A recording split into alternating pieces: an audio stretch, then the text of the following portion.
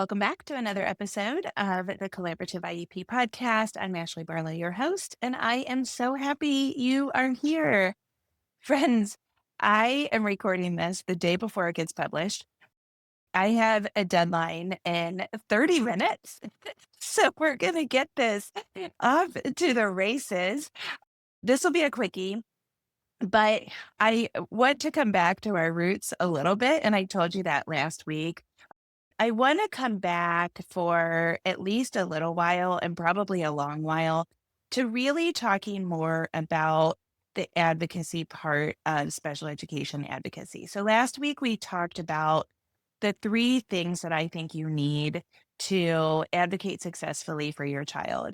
And those three things, again, are knowledge of special education law, which I hope to give you more of. We did a fair amount of that last year when we walked through IDEA, but I have some ideas about people to bring on to talk about law, about uh, documents I can highlight, uh,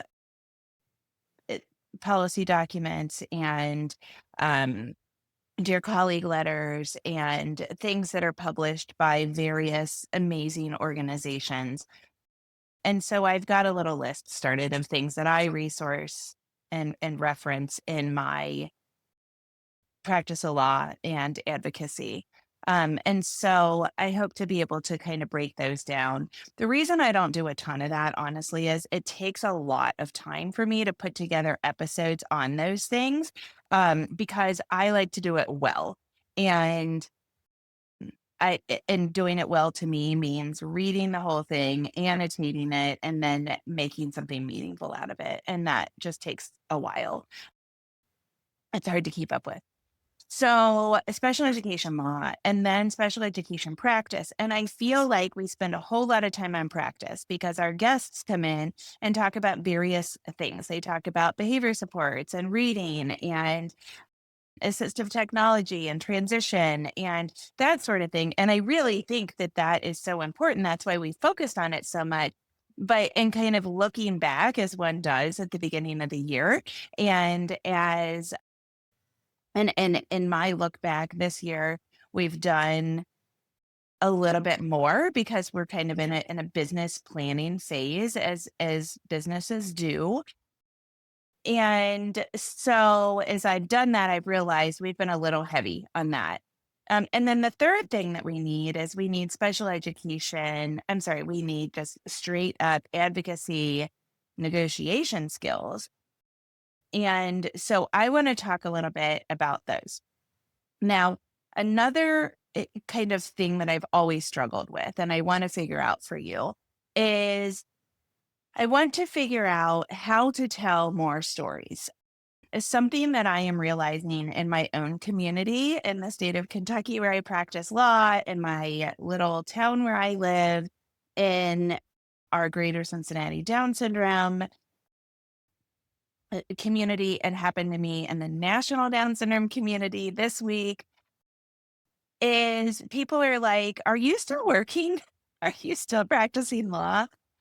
And so because this business, the Collaborative IEP, has a wider platform in the disability community, I think people are assuming that I'm not practicing law. And to be perfectly honest, I've had a hard time kind of marketing. Yes, I'm still working because that seems weird. Like it just seems weird that I would have to say, yes, I'm still working. It's kind of like how, we say about our kids, like how we advocate for our kids. I don't want to have to say, yes, I'm still working, but I'm doing it on my own terms. Yes, I'm still working, but I wear cotton shirts. Yes, I'm still working. And also, I do it from my house because that just feels disingenuous. It feels like I'm not walking the walk, right? Like, when the pandemic started, I used to say, I'm just as smart in Lululemon because I would apologize for showing up to a Zoom. literally on my front porch in a bathing suit with a cover up with wet hair because like we had to make it work. And so we put an above ground pool in the backyard and we would swim, I'd swim with the kids and Brandon would work and then we'd flip flop. And so, I mean, and I don't think I've shown up with wet hair since that summer in 2020. I'm not saying that it hasn't been wet in the back. It's definitely wet in the back sometimes. And today, to be perfectly honest, I had a baby shower yesterday here at my house. And, I've got 4 compression fractures in my back and all kinds of delicious, pain. And then I had that car accident last year. So I've got sternum pain and shoulder pain and all of that. And then I fell this year. I mean, just, getting old really stinks and my ankle hurt so bad. So I sat down to record this and realized that I have not yet brushed my hair. And so, to be perfectly honest, today I'm showing up without brushed hair. Anyway, this is what we do. We go on for a little bit. If I listened to my own podcast, I would be like, fast forward, because I would just be like, that Ashley, she starts talking at the beginning. But a lot of you write and say, I like this part. So anyway, I'm talking to myself. I'm talking to you. So this kind of third prong mixed with storytelling is hard for me. I know that the practical application of storytelling is really helpful. So let me tell you the problem with that. I I have a collaborative mindset and I am very, very conscious of other people's interpretation of what I say. So this is kind of a negotiation strategy, but I think it's important. And I'm going to tell you a story here in this episode. But I think this is really important because you'll see other people on the internet that do the opposite of what I'm about to tell you. So if I leave meetings and I come right on to my phone, to Instagram stories or to a podcast episode or to something like that, and I say, you will never believe what this school did to me today. And this is why parents are blah, blah, blah. Or even if a school did something, let's say that the parents went in with a list of 5 things they wanted to cover, and the school only allowed them to address one. And then the school said something really egregious, like, well, we can talk about those at next year's annual IEP. So if I were to talk about that as an example, and I did it ethically, like from my attorney ethics, I didn't disclose the client's name and I didn't disclose the school and I changed the SAC scenario a little bit so that so that nobody could figure out who the client was, and I did it as a hypothetical, and I followed all my ethics rules, right? It's still like the people on that team, if they were to follow me, they still would know that I was talking about them and they would know my interpretation of it. Now, there's a few problems with that, but the 2 main ones are A, I think that destroys a lot of the trust on the team. And my obligation is always to the people that I interact with. I have an obligation to you, podcast family and collaborative IEP members and consumers of the collaborative IEP products. But that doesn't mean that I can sell out my clients and their teams at my law firm and the advocacy work that I do here at the collaborative IEP. So I don't want to destroy collaborative relationships in my work that way. And I think that makes sense. I was about to say, does that make sense? And like, wait for you to respond. I need more coffee. Okay, so that's number one. Number two is I wait, what is number two? Oh, number two is that could also undermine my negotiation strategies, right? If I come in and tell you about a problem, chances are I'm still going to fix it. I'm still working to fix it at least, right? Like it might be filing due process. It might be filing a state complaint. It might be going to talk to somebody over the head of the decision maker that was at the IEP table. It might be a trillion different things. But if I come in and talk about what happened, I might talk about, and therefore we're going to do blah, blah, blah. Otherwise, there'd be no point in me telling you the story. And in any negotiation, it's really important to kind of like strategically communicate. And I'm probably not going to communicate to you guys the way I would communicate to the team. So, because otherwise that feels really immature and dumb. So, telling stories about my practice, I realize is important to you. And, in this like digital marketing world where I live here at the Collaborative IEP, that's a huge strategy. Like telling success stories is huge. I just really struggle with it. Now you might be saying, Ashley, there aren't there like 80 stories a year? Aren't there 80 clients a year that you could draw stories from? And are there trends that you could talk about? Yeah, there are. There are. There totally are. But the trends, because this is such a niched down practice, the trends are um if I talk about something that happens a trillion times, there's going to be a team, any team that week that's going to think it's about them. And also, if I talk about something nuanced and really interesting and like, "Ooh, I learned this," or "Ooh, I learned that," the community is so small, especially here in Kentucky, that somebody still is gonna be like, "Oh, that was 5 years ago and she's talking about me," you know? And so, I struggle. So I really struggle, and so I'm telling you that. Um, so today I want to talk about a negotiation strategy that I have used a trillion times and also is specific to one particular case. Okay. So I'm going to talk about a mediation strategy. Now, here's what mediation is in short. We go into this a lot. This is the ninth prong of the lab. So if you want to know more about mediation, then, go by the lab. It's cheap and it's online. It's evergreen. I'm a terrible salesperson. All right. So, mediation basically is a form of alternative dispute resolution wherein you go in and the school comes in and the setting of special education and you work through the issues. So you say, we are an impasse. We can't make any progress on these things.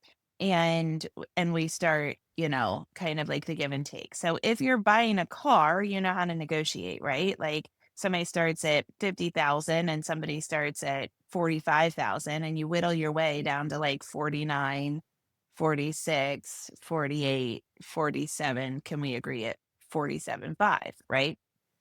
And if you're good at math, then even that you probably were like, you did not do that correctly. But you get my point. So that's hard on an issue of where are you going to go to school?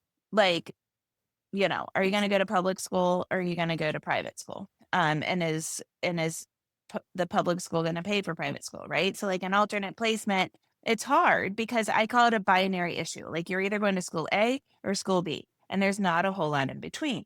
But what there is in between is so private school is there's a cost associated with it, right? So maybe it's 30 grand. Well, maybe school only has to pay for 20 grand and the parents pay for 10, or maybe we can stay at the public school, but we can bring in people from that private school. If it's local, like maybe we can bring in their reading specialist, or maybe we can bring in a BCBA, or maybe we could go half days at each school. So there is like a little bit of give and take if you think creatively. So, okay, so that's what the mediation process is. Now, most people come into a mediation with a long, long list. And this case I'm going to talk to you about, this was years ago, like really towards the beginning of when I started focusing on special education. I haven't talked to this family in years. So I'm going to guess, no, it doesn't matter, but like over 10 years ago is when this happened. And so it's nice and safe to talk about. The kids probably aged out of special education. And I don't think I've ever been back to this district and all of the things. So anyway, then I unplugged my heating pan. Okay.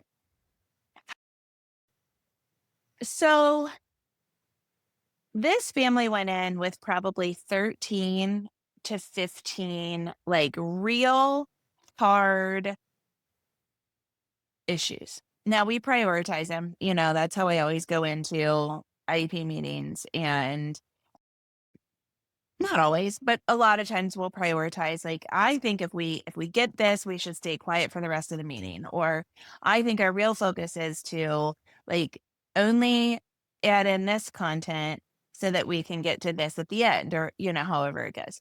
And so in the case of the this mediation, I bet the clients probably had a prioritized list of like 13 or 14 things. And what had happened in the first mediation, this was a continued mediation. And what had happened in the first mediation was we would give it to the mediator. And, so it was our complaints, and the mediator started with us and said, "All right, tell me a little bit more about each of your issues." And so we went, "Okay, number 1, here's what we got. Number 2, here's what we got. Number 3, here's what we got." And, that's like really hard work because, as you know, I believe in interest-based negotiation. And so it takes a long time to kind of get to the why. Like, here's why my clients want this, and here's how we think they're entitled to it. And, really kind of explaining it. And the mediator would come back in the first session and only have a response from the district on like 1 or 2 of those things. And it wouldn't be the top 2 priorities. It would be like priority 6 and priority 10. And I'm like, dude, you gotta what do you think about 1 through 13? There's 11 other issues here. And he'd say, well, I think that we blah, blah, blah. Now, let me tell you the problem with focusing on just 2 issues.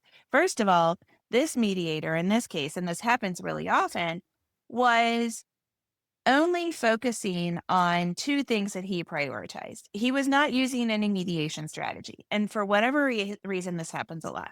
There is that strategy of picking where you think you can reach an agreement first, and prioritizing is the wrong thing, but, like, getting an agreement there, because then you build on the momentum, and that really does work. There's tons of research behind that. But this was just this willy-nilly, like, I don't know, I picked number 7 and number 9. And I'm like, "Bro, you got to give us more than that." So here's the problem with it. If it's just willy-nilly and there's no communication about, "You know what? I think you guys have an agreement here. Let's see if we can start here, and then we'll go through the rest." Is you piecemeal it out. So you piecemeal out these little bitty things, and they aren't congruous. And if they aren't congruous, you don't end up with an agreement that you like, because at the end, you get to the big things and there's no more wiggle room. There's no more, well, if we gave you 10 minutes of the math time, then we could take it and we could add it to the reading time, right? There's no give and take. And if you've taken the IEP Guru Academy course on negotiation, advocacy, and compromise, you know that compromise is really important. Sometimes you've got to be, in order to reach an agreement, you've got to be able to be like, all right, fine, I'll give on that. Well, if there's no more give to give, then you end up at the end without any leeway. So I'll give you a parallel. In divorce work, it used to be that people, let's talk just about the financial piece of divorce work. It used to be that I would sit down in a mediation and they would be like, all right, let's I mean, sorry, before the mediation, like, we would try without a mediation, and the other attorney would call and say, "My client needs money for blah, blah, blah. Can we just go ahead and reach an agreement on the Roth IRA or something, the 401k?" And I always tell my client, "You can do whatever you want to do, right?" But here's my problem with that is, if you divide up something 50-50, and then you divide up the next thing 50-50. And then 3 months later, somebody else needs money. And so you divide up the next thing 50-50. And then you get all the way down to the bottom. Then you get to the house, or to your retirement, or to something that, like, you don't have a whole lot of leeway on. And there's no money to give. So sometimes, like, a lot of moms really want the house in a divorce. It's the emotional attachment. They want the kids to stay in the house. They are very, very, their interests, their why says, I'm going to keep the house even if it's like not the best financial decision. And I'm willing to take a little bit less out of the other assets in order to keep the house. Well, if there isn't I'm willing to take less out of the assets because the assets have already been divided in this piecemeal negotiation, then the mom is stuck with the house because now we've gotten to the end. The mom has kind of under the current said, I want the house. And now the mom's got to buy the dad out of the house with retirement proceeds and pay the penalties and the taxes on taking money out of the retirement because we didn't plan for it appropriately, right? So I like to keep the entire wealth in one place and to have a lot of wiggle room. Same thing applies in special education. So here's the strategy that I use to ensure that we can do that. So what I do is I make the prioritized list with my client and I go into the mediation with those big post-it notes that you can stick to the wall. And I take a few different colors of marker. And so in our list, I write down our prioritized things and I leave plenty of space for in between all of them, right? Because what I tell the mediator is, I'm going to give these to you. And this has our whole message on it. This is kind of like what we want and why. And I've usually kind of written that out already, but as we're presenting it to the mediator, he or she might have questions. And so I like, just like a teacher in a whiteboard, I kind of like add some things in and I say, okay, now we are going to be blue. Now here's a red marker. When you come back, it would be super helpful if we could have the district's response to 1 through 5 in this red marker. And, we've been through this before because I know them all. I really want a response on all of them. And if I don't want a response on all of them, if I'm like, hey, listen, our big priority here is just 1 and 2. So if we can work those two things out, like we are at the mercy of the process, then we do it that way, right? But the point is, I go in with a big piece of paper and say, I'm going to expect our position, their position, our position, their position. In other words, I'm going to expect my $50,000 offer to buy the car, their $46,000 offer to buy the car. And then the next thing in my color is going to be my $49,000 offer. And they've come up to 47 and then 48 and then 47.5, right? So I'm going to expect that we go back and forth on at least these, however many prioritized initiatives. That fixed mediations for me in special education immensely. I think I kind of borrowed it from my divorce practice, honestly. There was a mediator that does a lot of divorce work. When you become a mediator, you have to do like a practicum of sorts. You have to have so many observation hours or something. And I observed this person quite a bit. And they use a lot of like color coded markers. And so, like something will be in blue, something will be in red, whatever. So I kind of adapted that for special education, and that changed my mediations. It has worked immensely well. The risk that you run is, of course, that you're bossy and you take the power away from the mediator, so to speak. So you have to do it in a way that's like, hey, we've run into this before. Or I don't want this issue. And so I just want to make sure that I'm writing this out for you. Also, a lot of people are visual. And so it helps my clients to see just kind of like on a blackboard, here's where we were, here's where they were. Because I found that that's what I was always doing on paper in my mediations myself for my clients. So I hope that's helpful. I will see you back next week. Oh, I do have before we do that.